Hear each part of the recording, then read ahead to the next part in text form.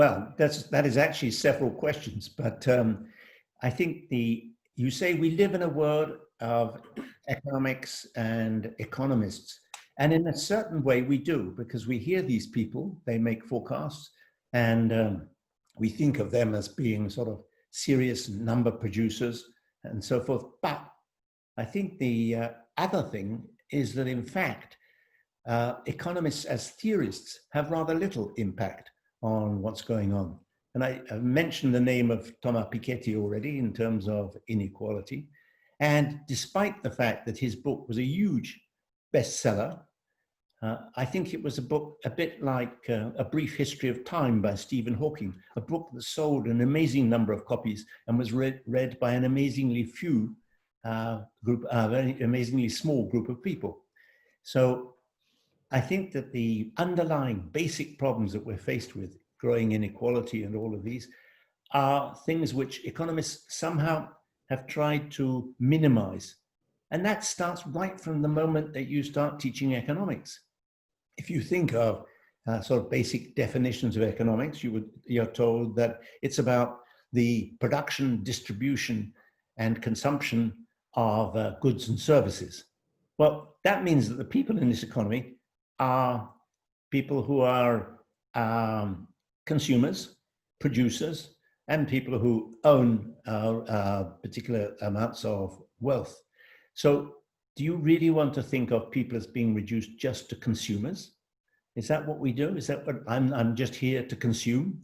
That's what the producers think too, of course, because they are there to produce what I'm going to consume. But actually, as Hume and many of our early political economists point out, those are not the basic human motives.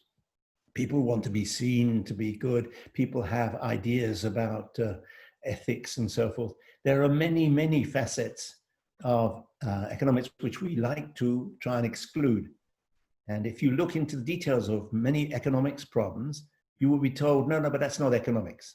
I started to look closely at the way in which certain markets, even the fish market in Marseille, work. How does the market actually work?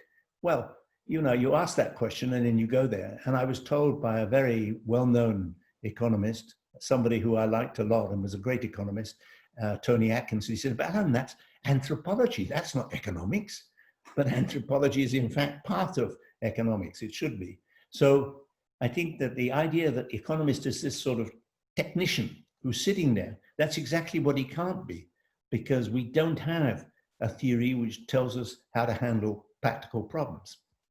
So our theories are detached from reality. And so it always amazes me that as soon as COVID starts, the big organizations like the OECD, with whom I work in a group called New Approaches to Economic Challenges, that group was looking at alternative ways of looking at the economy. And in fact, people get very nervous when you try to do that. They say, no, you shouldn't take all these social and political considerations into account. But that's exactly what policymakers have to do. They have to take those things into account.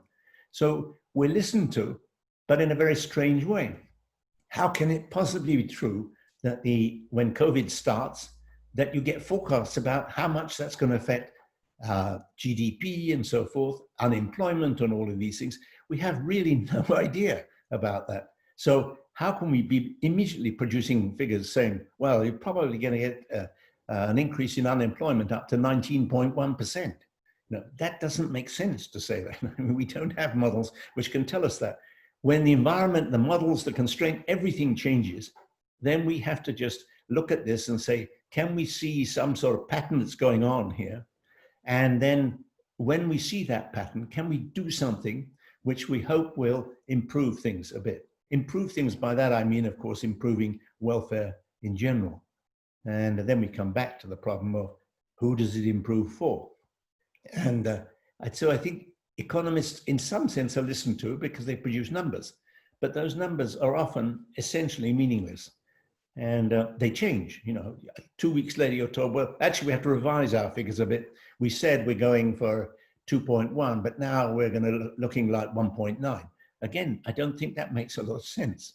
And those are probably not the numbers we should be looking at. but economists are listened to as if they were technicians who are producing serious stuff, evidence-based stuff. But that's not what we're doing.